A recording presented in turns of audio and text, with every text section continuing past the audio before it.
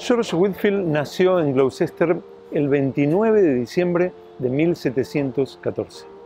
A los 18 años de edad fue a estudiar a Oxford para convertirse en ministro de la Iglesia de Inglaterra. Y pronto conoció a John y Charles Wesley, con los que formó parte del llamado Club Santo. Ellos eran realmente disciplinados y esforzados en la práctica del ayuno, como mínimo los miércoles y los viernes, en la oración, en la ayuda a los pobres y los presos y la evangelización. Hasta que un día le sucede algo que comenzaría a cambiar su vida. Mientras caminaba por las calles de Oxford, una mujer que lo conocía le explicó que lo estaba buscando. Ella estaba toda mojada y desesperada y le comenzó a decir: «Señor Whitefield, de verdad lo siento, pero en esta mañana no tengo nada para alimentar a mis hijos y mi esposo está en prisión. Siento que mi vida no tiene sentido, al punto de que hoy me lancé al río intentando suicidarme». Esta mujer se había tirado al río Cherwell, que existe hasta el día de hoy en Oxford, pero alguien la rescató antes de morir. Whitefield le dio dinero y comida para sus bebés y al otro día la fue a visitar a ella y su familia y algo sucedió. Él abrió la Biblia y les leyó Juan 3:16, porque de tal manera amó Dios al mundo que ha dado a su Hijo unigénito para que todo aquel que en Él cree no se pierda, mas tenga vida eterna. Y de repente esta mujer comenzó a alegrarse y a decir: yo creo, no voy a perecer, tengo vida eterna. Y Whitefield comenzó a pensar: yo he predicado esto tantas veces, lo he dicho antes, ¿por qué esta mujer está tan emocionada con este pasaje? Él quedó impresionado de cómo un solo versículo, al ser creído, podía obrar de esa manera. Y cómo Dios podía dar luz a una persona de forma interna y experimentar algo que él mismo aún no había experimentado. Eso lo sacudió. Al poco tiempo leyó el libro de Henry School, La vida de Dios en el alma del hombre.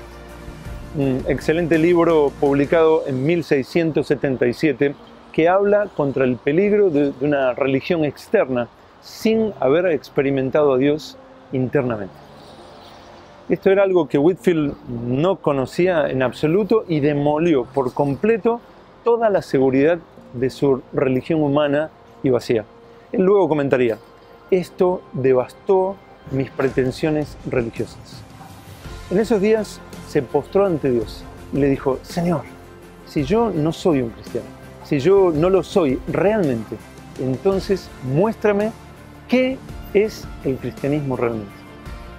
Él ahora entendía, lleno de lágrimas y súplicas, que había estado envuelto en un moralismo vacío, no era cristiano y aún no conocía a Dios. Y de pronto Dios obró. Él escribió en su diario privado: una luz divina instantáneamente cayó sobre mi alma y desde ese momento, como no me había sucedido antes, supe que era una nueva creación. Dios lo salvó en aquel tiempo. Él escribió al respecto: oh, qué gozo, gozo inexplicable, gozo pleno de gloria. Llenó mi alma cuando el peso del pecado se fue y me habitó una conciencia del amor perdonador de Dios. Plena seguridad de fe rompió mi alma desconsolada. Creo que fue el día de mi desposorio. No pude evitar estallar cantando salmos. Pero todo ese gozo pronto se volvió en preocupación. El contraste de lo que él estaba experimentando era inmenso comparándolo con la situación de la iglesia que lo rodeaba en su época. Como escribió Steve Lawson, el siglo XVIII fue un tiempo plagado por la ortodoxia sin vida. Y Whitefield llegó a escena con poder y pasión. En una época de un gran declive espiritual, Whitefield predicaba con una unción sobrenatural e intensa firmeza. Dios le dio poder y se volvió una voz de trompeta que llamaba a hombres y mujeres a los pies de la cruz.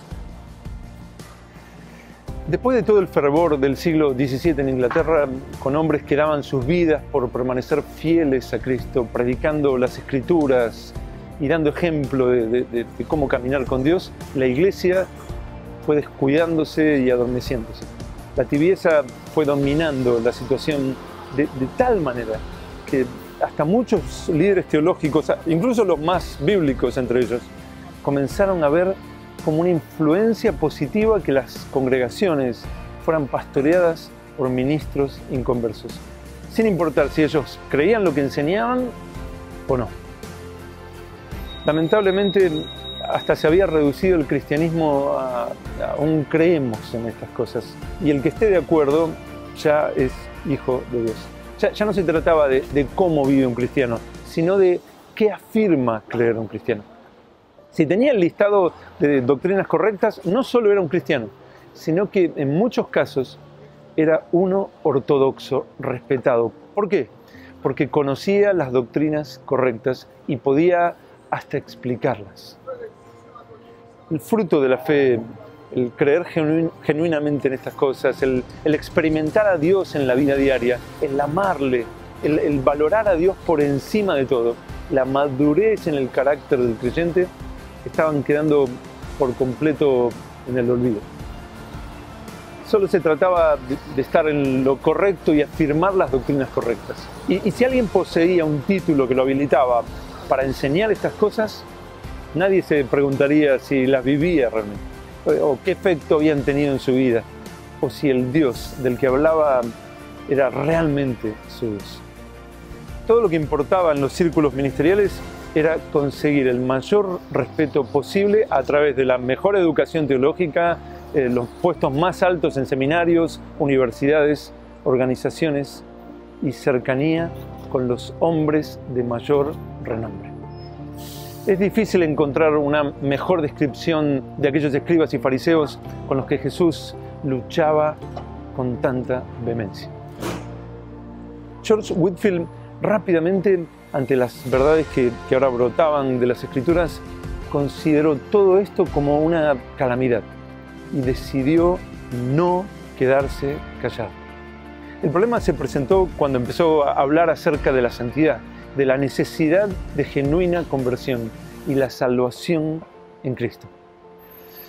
Las iglesias en Inglaterra simplemente le cerraron las puertas, por lo que en febrero de 1739 decidió que predicaría en los campos a todo el que lo quiera oír. En su diario él escribió: algunos pueden censurarme, los púlpitos me son negados y las pobres almas listas para perecer por falta de conocimiento.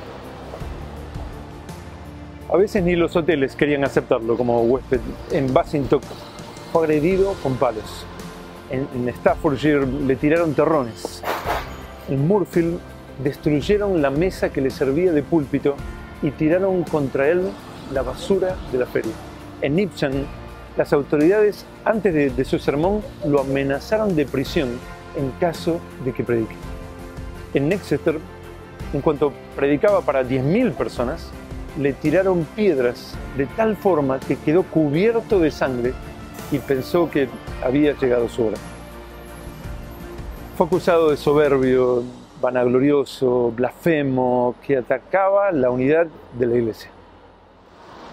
Este predicador de 20 y tantos años empezó con unas pocas personas, luego unos cientos, que pronto pasaron a ser 5.000, y llegó a predicarle a una multitud de 80.000 personas aquí en un parque en Londres.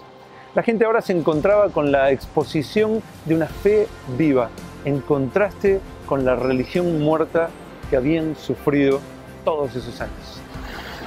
Mientras tanto, cientos de artículos eran publicados contra este hombre que hablaba de la necesidad de una verdadera conversión.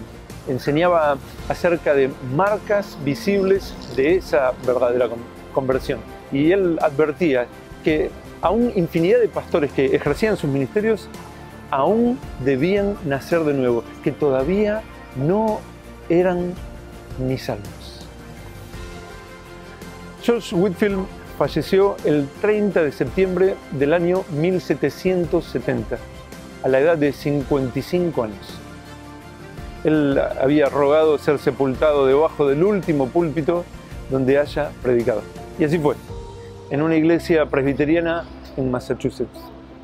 Y su último sermón trató el tema: examinaos si estáis en la fe.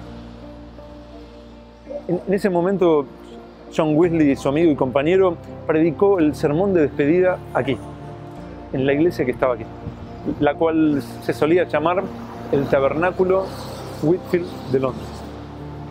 Él fue quien puso la primera piedra aquí, en junio de 1756. No era una iglesia que él haya querido fundar bajo su propio nombre. Una de las cosas que le caracterizaban era que jamás buscó lo suyo propio. Él solo pensaba en Cristo y la gloria de Dios.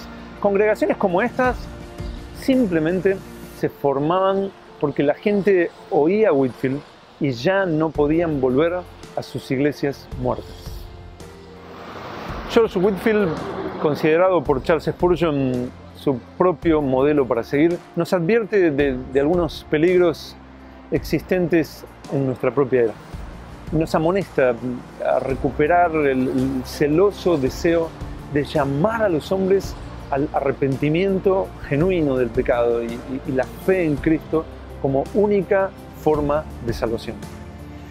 A despertar a aquellos que duermen en medio de nuestras iglesias con la imaginación de que son salvos, pero no lo son. Y a no aceptar nada menos que iglesias vivas, congregaciones conforme a las riquezas de la gloria de Dios. Por un lado está el peligro de correr detrás de poderes imaginarios y doctrinas de moda que prometen llenar iglesias, pero que, si acaso lo logran, apenas se llenan de personas que no conocen a Dios y que serán una evidencia en el juicio contra nosotros como pastores. De que en vez de edificar el cuerpo de Cristo, formamos una torre de Babel para glorificarnos a nosotros mismos. Mientras del otro lado del espectro existe otro peligro, tan desastroso como el primero. Como escribió Martin Lloyd-Jones, pastor en el siglo XX de una iglesia aquí cerca, no basta con ser ortodoxos, no basta meramente con que afirmemos estas cosas y las presentemos de manera lógica. Todo esto resulta esencial, pero no es suficiente. Necesitamos el Espíritu Santo con su maravilloso poder vivificador. Vemos a la iglesia cristiana en una situación más o menos calamitosa, ineficiente en un mundo de pecado y de vergüenza. Y agrega Martin Lloyd-Jones, un mundo que manifiesta cada vez más, en un grado horroroso, la impiedad, el odio y el antagonismo contra Dios. Para un mundo así, solo hay una esperanza: una iglesia avivada.